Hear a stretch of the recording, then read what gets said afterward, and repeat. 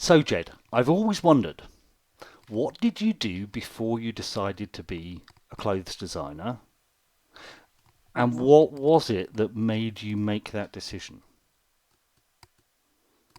Okay, so my checkered history was I actually did a social sciences degree um, and chose to do that particular degree because they had a sexualities and society option. So I was quite interested in sexualities and subculture and kind of difference from quite an early age. And so I did, I think it was a year and a half worth of the social sciences degree and then dropped out. And as I was walking to the doll centre for the first time, I actually got spotted by a fashion student who wanted a bald, tall model to model part of his collection at London Fashion Week. So I did the whole typical kind of model to designer thing in between kind of working a bit for Corsetier Velda Lauder. So I'd never made clothes before, um, not in any kind of semi-professional or professional level. So I went from modelling Velda stuff um, to working as her production assistant. And having been unemployed for quite a long time, I ended up setting up my own business, making clothes, because it seemed a better idea than doing social sciences. Yeah, I mean, so often we start on one path and find our true meaning later in life. Yeah, yeah. So I was 29 when I got funding from the Prince's Trust, and I actually got funding for a t-shirt printing business, which kind of tapped into my social sciences degree a little bit because the business was actually called Obscure Labels, and it was all about the fact that we have these labels attached to us, but that they don't really tell the whole story. Yeah, So designed an alphabet which had bits of the letters missing. So I had a T-shirt that said queer, but unless you knew the lettering, it wasn't immediately obvious that the T-shirt said queer yeah. because there was bits of the Q and the U and the E's missing. Um, and I had a stall in Camden Market that I used to do every weekend. And when it came to winter time, trying to sell t-shirts in winter is a little bit tricky. Yeah. So I had to start building on my range and ended up designing trousers and jackets and skirts and all sorts of other things. So Aha. it just, I just kind of, I had no strict intention when I was younger that I'd end up being a fashion designer. I just kind of fell into it in a really weird roundabout kind of way. Um, in and it had to be within the subculture, either a punk, alternative, goth, or BDSM subculture, because those are where my interests lie. That's where my inspiration comes from. Um, yeah, Yeah. And the so more, it was a weird way to get into fashion, but that's kind of how it happened. yeah, but it gives you that exposure to effectively bespoke clothing as well. Because at that level of modelling, they're not, quite often, they're not clothes that everyone could pick up in their size. It's a particular look and style. Yeah, absolutely. Yeah. Cool. So, we have to know, since dystopian society seems to be upon us, how do you envisage a society dressed in Jed Phoenix attire? And what would that look like? And what would be the stable wardrobe essentials? Um, when I was doing my hair for this, because doing my hair only seems to happen when I do Zoom interviews these days. When I was doing my hair, I was kind of pulling the font a bit, and I was thinking, I wonder if we'll end up with like 2 meter long Mohicans. Everyone has like a massive Mohican, just so that they can turn their head and get people out of the way. But that's hairstyling. So hairstyling, obviously, massive Mohicans. No, Um, ultimate in social distancing. If you get yeah, too close, I'm going to butt you with my Mohican. I can subscribe to that. yeah, either that or you just have someone's eye out. Because when you have a really really stiff pointy Mohican, you could probably take someone's eye out. Actually, that reminds me of back in the day before I was designing my own stuff and I was modelling other people's stuff, mainly at fetish clubs. There was one club that I went to where I was modelling kind of Mad Max style. So in the 90s, there was a little bit of Mad Max style. I think the films came out in 1990. There was that kind of cyberpunk phenomenon that came up with films like Crash and a few other things. And I was at this club and I was wearing a headdress with 6-inch nails sticking out of it. When you're wearing that in a loud nightclub and you forget that you're wearing it, but other people are very aware that you're wearing it, and you kind of lean in to hear what they're saying. Yeah. So spiky attire really is good at social distancing, and who knew it? It was happening back then. So yeah, going back to the question of a dystopian world dressed in my designs, obviously the bondage mitts are probably going to come into play quite a bit. You know, you get instead of latex gloves, just wear bondage mitts, because you won't be able to touch your face and you won't be able to touch anything else. You know, surfaces. Well, if your hands are strapped to your legs, then you're not going to be able to touch anything. What else? I think, yeah, I'm probably going to be inspired a little bit by this pandemic. I think the dystopian, if everyone's skint and hasn't really got any money, then it's going to be quite hard for me in some respects to shrink the amount of time that things take me, because I do generally make things that are very time consuming. But I'm hoping that when it comes to fabrics, people go for hard wearing fabrics, because things are going to have to last a lot longer. I hope that disposable fashion isn't so predominant in our culture. So I hope that, you know, people buy hard wearing stuff. I'm very happy making that kind of stuff. Hard wearing, rugged, multi-purpose. Yeah, that kind of thing. And with massive haircuts. Pinstripe vinyl biohazard suit then? Possibly. Yeah, I do wonder about fabric technology, if it's going to change and shift because of this. I think there's going to be, dare I say it, a shift towards waterproof but vapor barrier technologies. So Gore-Tex and synthetic likely to be a thing. So a time to dust out your PVC wardrobe, possibly. PVC is one of those things. It's really hard to get really good PVC. Yeah. But that might be the unmet fashion need of the current day. Is more flowing, more sensuous PVC. Could be.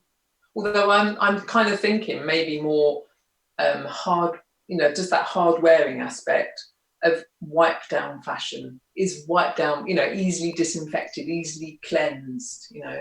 Yep. Are we going to be, before we're going into a club, are we going to have the disinfectant treatment sprayed all over us and then wipe down? You know, who knows? Yep. But yeah, I think that there's definitely some scope for fetish attire to infiltrate fashion a little bit more. Mm-hmm. Yeah. Excellent. Hopefully. Excellent. Right. Now, I think this almost needs to be a 2 or 3 part question. I'll leave you to decide how to answer this. But thinking of famous people. So, what famous people have you dressed that you would want to create for again? Uh-huh. Who is on your oh my god, I'd love to design something for them list that you haven't created so far? And is there a hint about anyone that you've really enjoyed working for but aren't actually allowed to say who it is?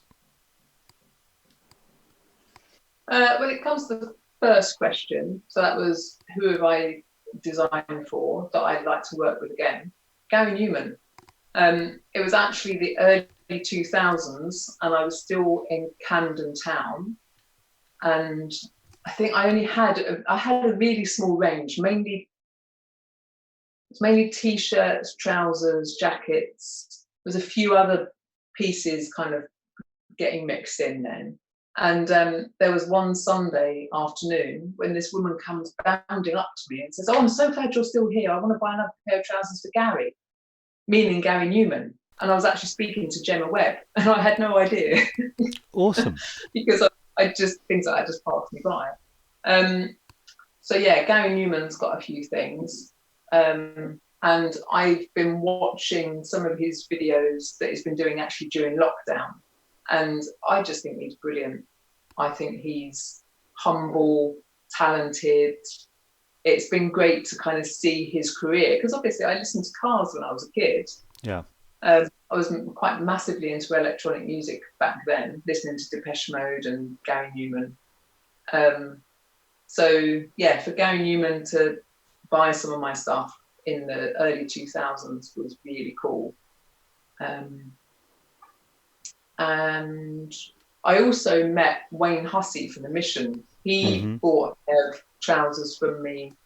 I was doing an event up in Edinburgh, and this guy came over, and I complimented the woman he was with on her trousers, because I really liked her trousers. And yeah, the bloke ended up being Wayne Hussey. But unless he started singing, I wouldn't have recognised him. It was actually only a friend who told me afterwards, "Oh, he was speaking to Wayne Hussey." And apparently I heard a story where Wayne Hussey was touring the UK with The Mission, and he was staying at Gary Newman's house. Wayne Hussey kind of brought out these trousers and said, "Look what I bought." And Gary Newman said, "Yeah, they're by Jed Phoenix, aren't they?" That was like, the musicians that I listened to as a child or as a teenager were discussing me. And it was just like, that's just really full on and bizarre. So yeah, I've made clothes for Gary Newman, Wayne Hussey from Mission. I think Martin L. Gore from Depeche Mode, I think he had one of my t-shirts, but he didn't buy it from me. He bought it from someone I was selling to. Mm-hmm. But I'd really like to design I'd love to do a waistcoat for Dave Garn. Yeah. The lead singer of Depeche Mode. That would be awesome. And then other people, I'd really like to design for Susie Sue. Mm-hmm. I met her once at a club that I used to work at in Soho. And that club actually was kind of my playground for expressing myself and starting to make clothes. It was run by a woman called Tutu, who actually got me a role in Preaching to Converted, because Tutu was the casting director on that. And there was one particular day where I think I'd been doing a pop video during the day for a band called The Divine Comedy. And I was all made up and, I've had a whole day on a film set. It sounds really bizarre when I talk about it, but this is reality of life before Jed Phoenix of London. So I came from shooting a video with The Divine Comedy to working at the club in Soho. And I saw this woman and this man, and I thought, I think that's Susie Sue. And I was standing there like staring for ages. And then Tutu came and grabbed my hand and said, "Come and meet Susie." And literally took me to plonk me down in front of my teenage idol. Mm-hmm. So I got to meet Susie Sue. So yeah, I'd really like to design for Susie. I've no idea what I'd design for her, but it would be a nice challenge, because I think that from a female fetish icon point of view, I mean, think about her in the 1970s, 1980s. She was just like kick-ass woman, dressed the nines. She kind of epitomised the femme fatale and the naughty lady. So yeah. So yeah, people that I've designed for, people that I'd like to design for. And I don't think there's anyone that I have designed for that I can't really talk about. I hope I haven't offended any of them for talking about them. I doubt it. No, Quite, they're all the decent ones. So I yeah, think that's the bonus of working with decent people, is that they're quite happy to be referred to as decent people. Yeah. yeah, So yeah. That's good. excellent. Yeah. Oh, now this one's a bit of a could get deep, so I give you fair warning on this one. Um, what is it that you draw upon in these dystopian times? Mm-hmm. And what is it that's made you so determined and resilient as a person? um, what keeps me going during these dystopian times? I'm actually compelled to be creative. I think it's because I know that creating is my happy place. And there are many a morning where I wake up just raring to go, absolutely excited to bits, doing a bit of a kind of happy clap, my special clap, as my seamstress says. Because I just think that when you're creative and you've got you've got all this potential in front of you, it seems a shame not to pick it up and run with it, really. And I think resilience is something that I learned as a kid. My father was quite a kind of stoic kind of man. And it was all, I was, being born in 1970, and growing up in the 70s and the 80s, it was all very make, do, and mend. And it was kind of, I was just brought up with that kind of philosophy of you just keep plowing on. And so, yeah, I think I've just kind of carried on like that.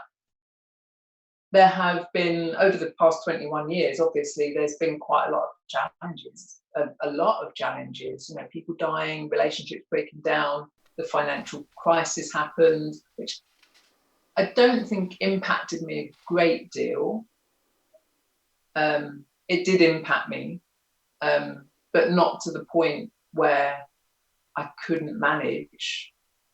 But I think that was because I've been relatively poor most of my adult life. So I'm really good at using my resources. And especially now, there's no one's really buying anything. And I don't blame them, because if you think about the hierarchy of needs, we're kind of at the base levels of safety, security, keeping food on our plates, a roof over our head, all of that kind of stuff. We're probably not thinking about buying high-end fetish clothing. No.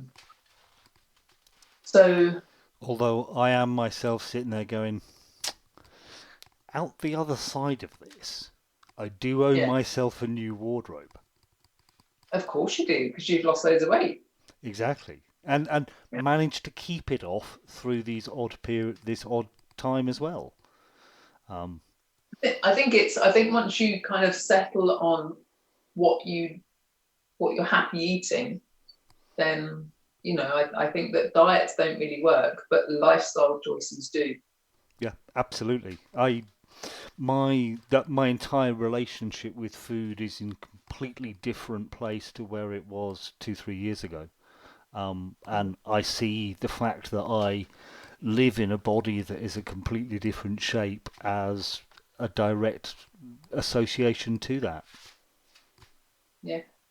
And looking forward to actually having clothes that can show that body off and help me feel better in that shape and style, because for years and years it was me, but I felt like this on the inside. I just didn't look like it on the outside.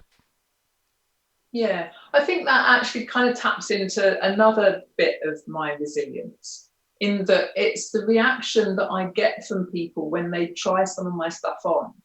that kind of like, they stand a little bit taller, they stand a bit prouder. I think this is potentially going to be the worst thing about this lockdown, is not seeing customers react and interact with my clothing, because I think that is one of the driving forces for me. You know, I'm compelled to create because that's my happy place. But my other happy place is being with the people that are wearing my stuff or being introduced to my stuff for the first time. And then I can kind of see their eyes light up when they suddenly, they're looking in front of the mirror and they're like, you just see their whole physicality change. Yeah.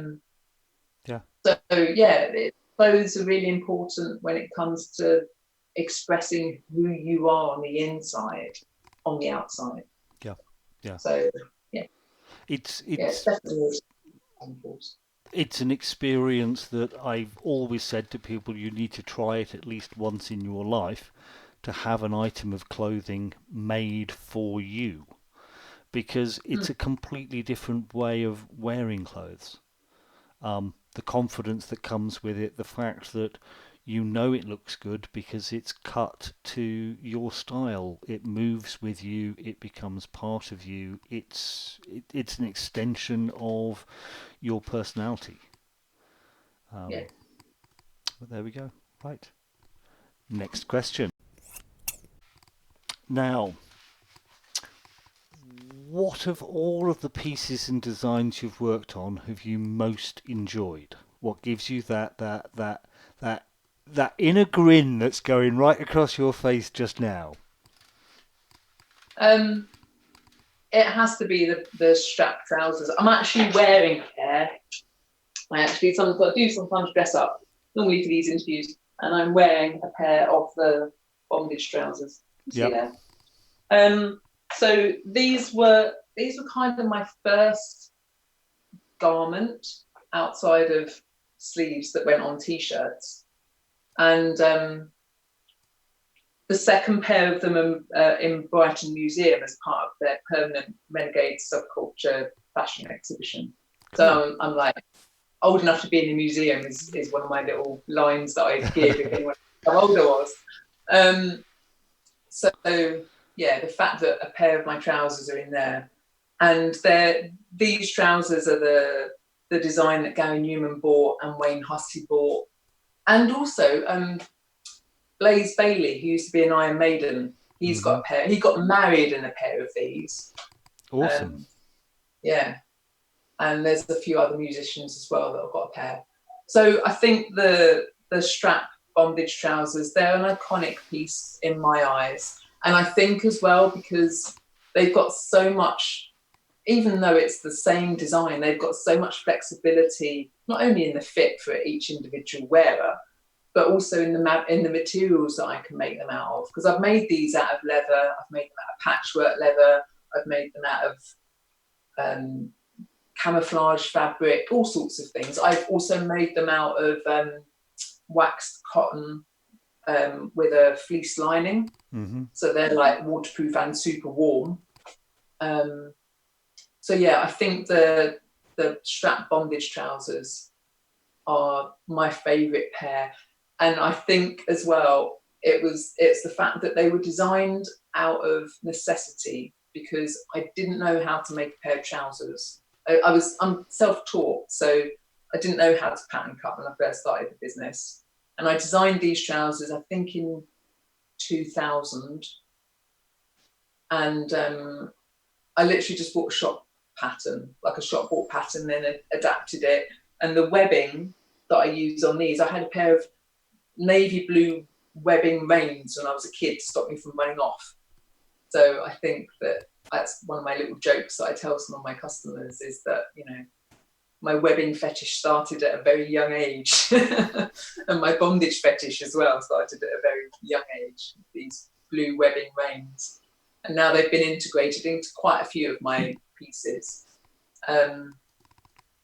Yeah, and it was funny because it was only, I think, probably about 2 or 3 years after I designed these trousers that I realised that they did have some bondage possibilities. They're incredibly kinky. because you've got straps that go all the way down the outside leg, so you can pull the fit in around the hips and the waist and the bum and the thighs and the calves.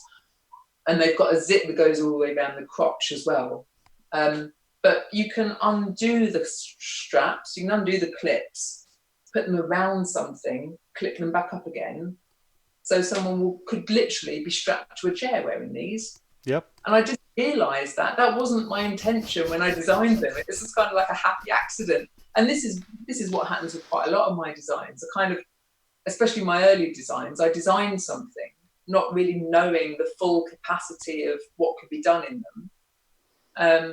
And then people go, oh, you could do that with that. Oh, I didn't know that. Oh, great, bonus. Yeah. But so strap bondage trousers are my absolute favourite piece. I could also say that my latest piece, I could always say over the past 21 years that my latest piece that I've designed is my favourite piece, because I'm normally really quite happy with what I've just designed, and then I'll design something else and be really, really happy with that. So good way to be. Constantly evolving is what I want to do. Evolving from one happy place to the next. Yeah, of course. It's my ambition.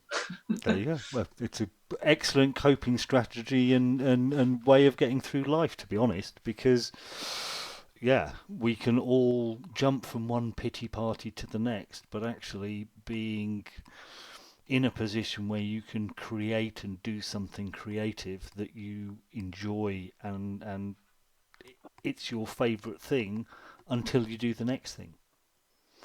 No one ever said that about spreadsheets. What, your latest spreadsheet is the best one you've ever done? Yeah. No one is ever really that enthusiastic, or if they are, it's an inner joy that you really can't go to the pub and share, or you can't stand up and rave about, because someone's going to section you very quickly for that one.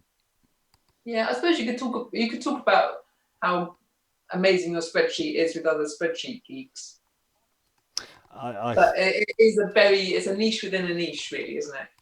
Yep. I mean, we're talking really obscure, even by fetish terms, I think. But there we go. Right.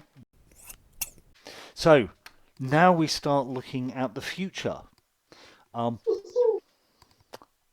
Where do you see alternative fashion and fetish going over the next couple of years? I know we've touched a little bit on the dystopian influence, but is there a bigger trend that you think is out there to be looked at? I don't know, because I don't really know what the fashion trends are, because I don't read fashion magazines. I do exist in my own little design bubble, I think. So when it comes to fashion trends, I've no clue. I have seen over the past 21 years, because I've kind of been on the fetish scene for most of my adult life now. And if I think about how it's changed over the past 21 or so years, back in the 90s, there was a hint of dystopian fashion, and fetish fashion definitely wasn't as mainstream as it is now. You couldn't go online in the 1990s and buy a latex outfit, for instance. I think there have been an awful lot of changes within fetish fashion in the past 20 or so years.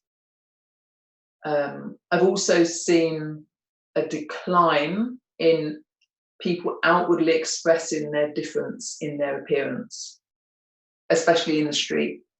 And I don't know if that's because we live in a more conservative environment, or because we've got an online environment now where we can kind of meet our tribe. We don't need those kind of physical signifiers to say to someone else, hey, I'm into death metal, or I'm into this, or I'm into rubber. So you kind of need to look at the past to inform you about where things might go in the future. There's been a massive increase in latex on the fetish scene in the past, say, 5 or 10 years. One of the reasons why I started to do leather was because through most of my early business, probably until about probably until about 2016, 2017, I wasn't making any traditional fetish fabric clothing. It was when Torture Garden restricted their dress code down to latex, PVC and leather, that I started making my stuff out of leather, because people couldn't get in wearing my pinstripe bondage trousers because they were seen as too normal.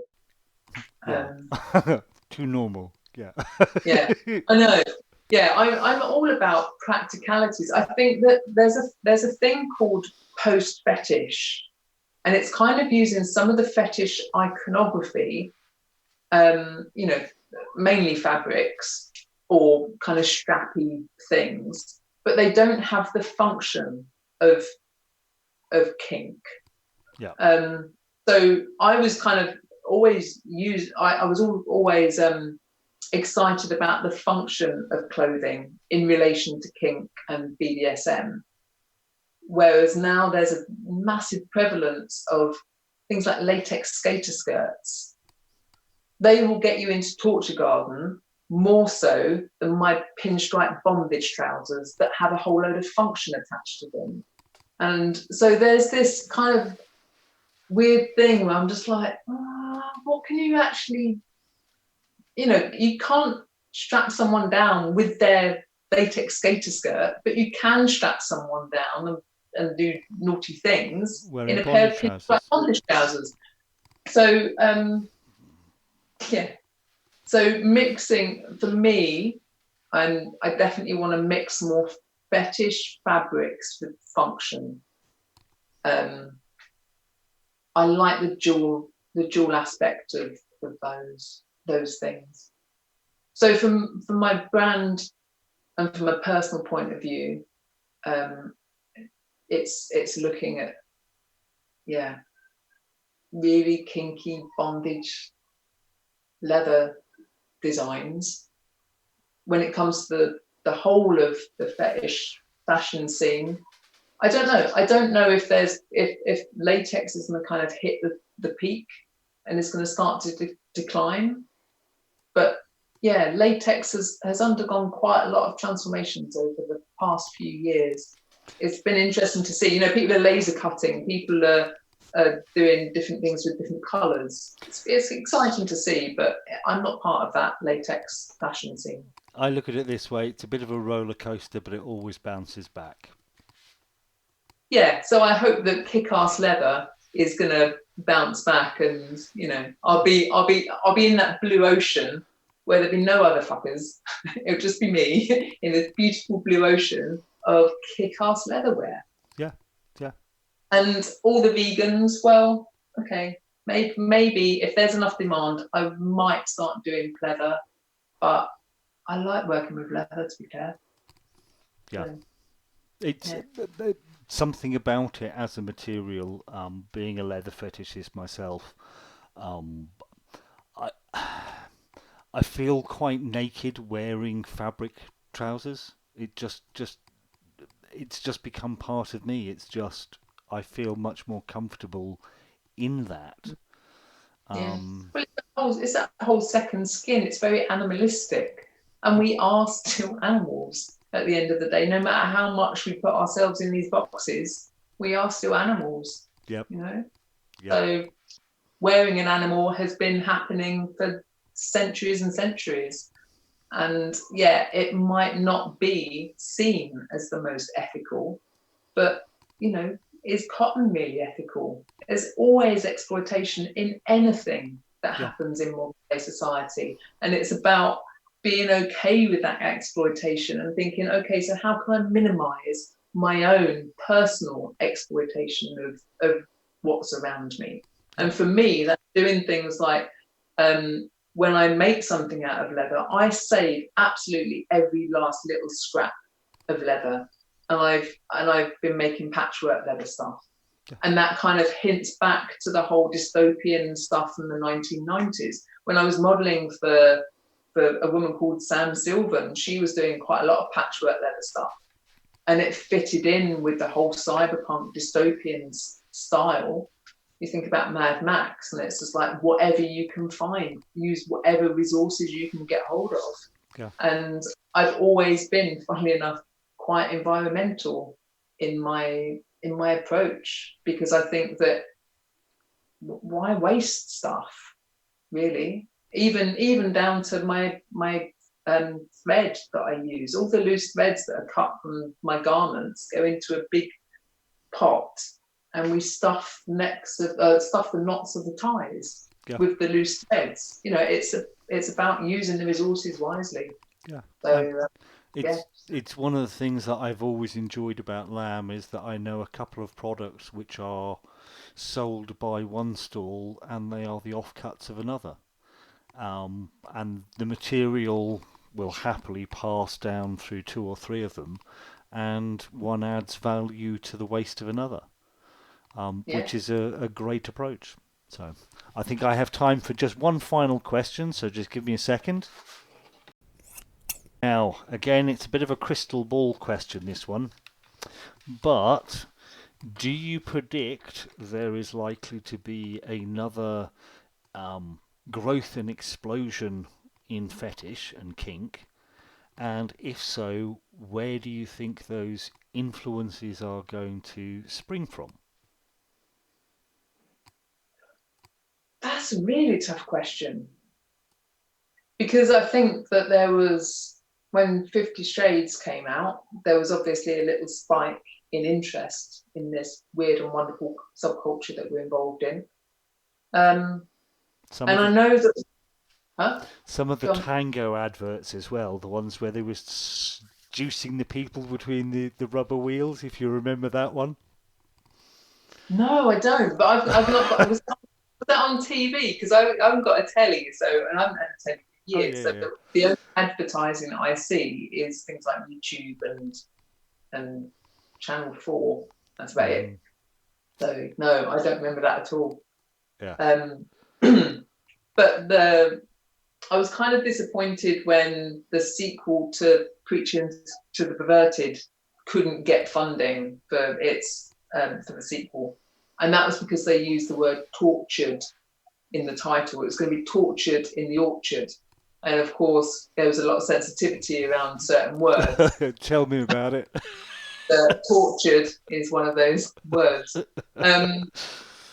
So 50 Shades created a bit of a spike. I wonder will the pandemic create more interest in different sexualities? I don't know, because we've also got we've got the rise of things like LGBTQI plus neurodiverse rights. You know, we've got a kind of rise in that, but I think that we've also got that rise in conservatism.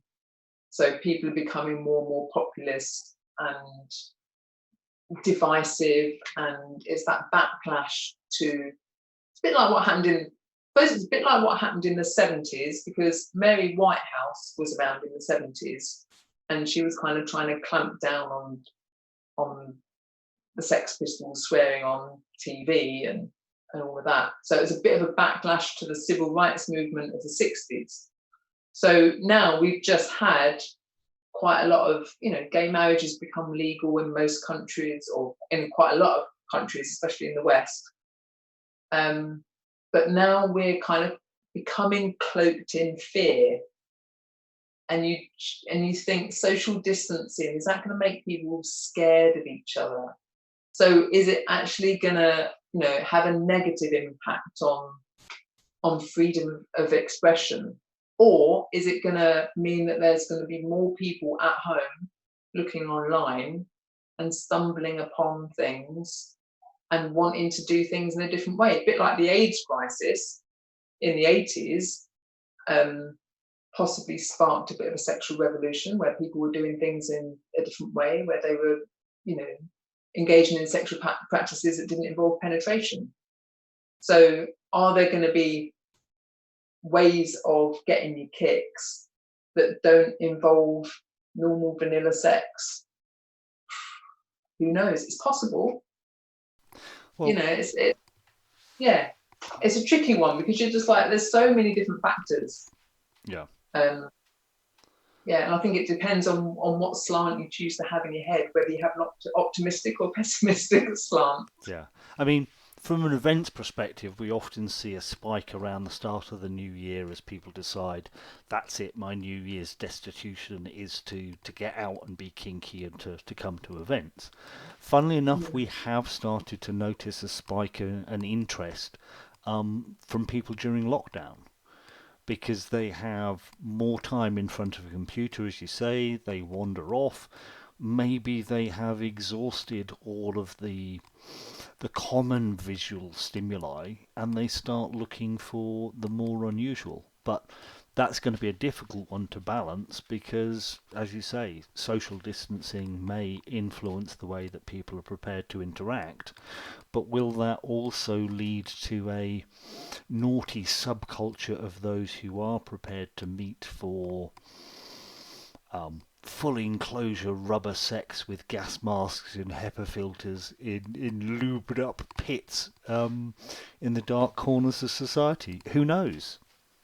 Yeah, I suppose you can crack a whip at a good distance. So like impact play with with a good distance is potentially gonna explode in and I think as well, actually thinking about it, like strict mistresses, there's possibly going to be more call for strict mistresses, and people might be quite attracted to being told what to do.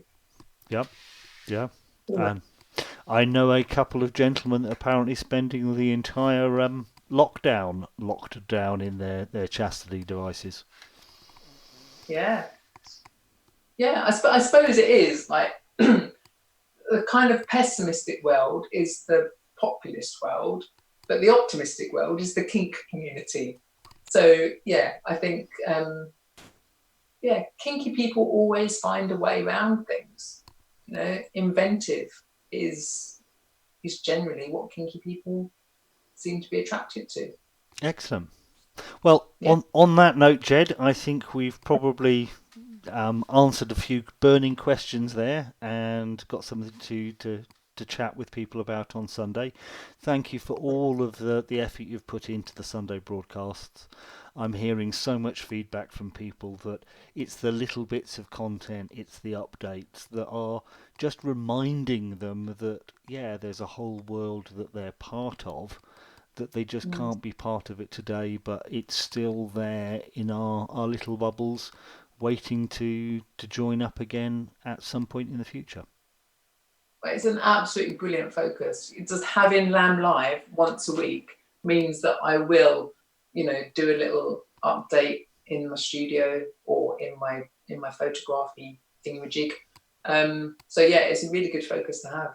Cool. From a contributor's point of view as well. So excellent. Thank you. No worries. Cool.